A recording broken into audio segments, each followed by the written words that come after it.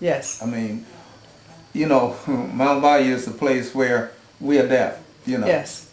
Yes. And I want to talk about that because just viewing programs in other places, I think that I give you a lot of credit for being responsive.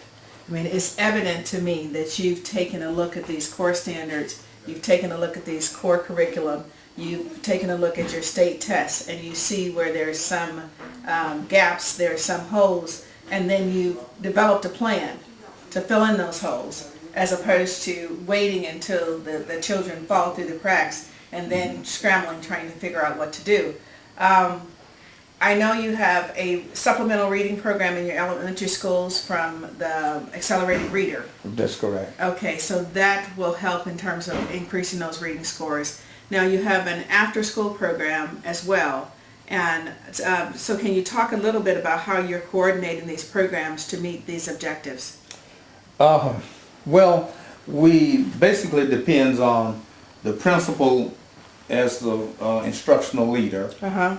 And then we depend on teachers, the regular teachers, and those after-school tutors or teachers, whomever we have in place, to make sure that there's a coordinated program with the regular school and the after-school. What we try to do is, I guess, do a twofold thing. Yes. We try to work with those that maybe need to catch up. Okay. And we also try to work with those that's already on level. So we try to move those, forward, so they can help the lower achievers in the end results, which is that accountability factor that's gerrymander that we deal with. Absolutely.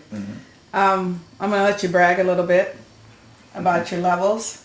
I want you to share something about your levels, and I think this is very important. I want you to share something about the socioeconomics, because we always hear that if you're in a certain income bracket that you can't be successful.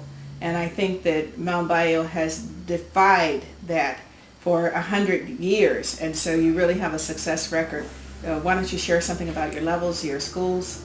Okay, well, first of all, we have two schools.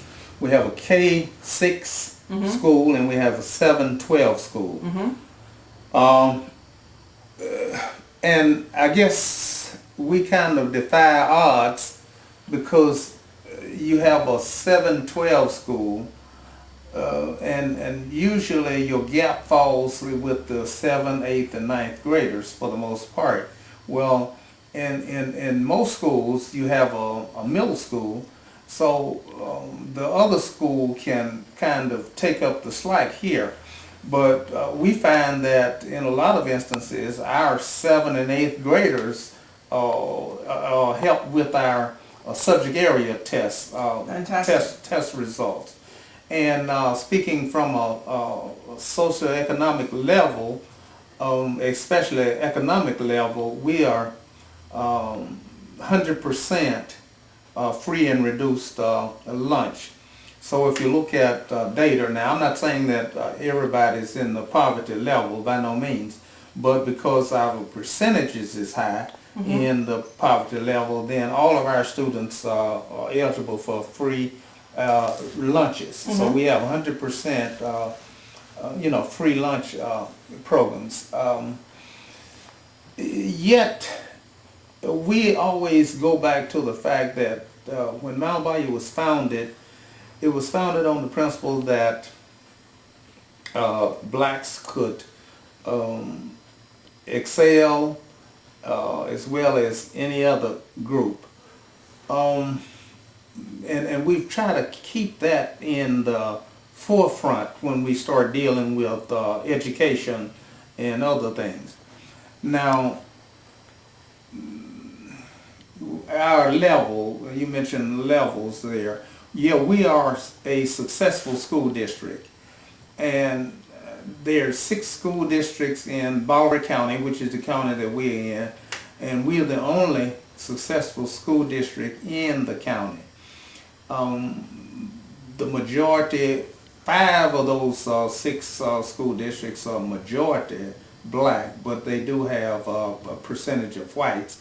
We have one school district that's almost 50-50 as far as racial makeup, and they are academic watch, which is the level just below successful school level.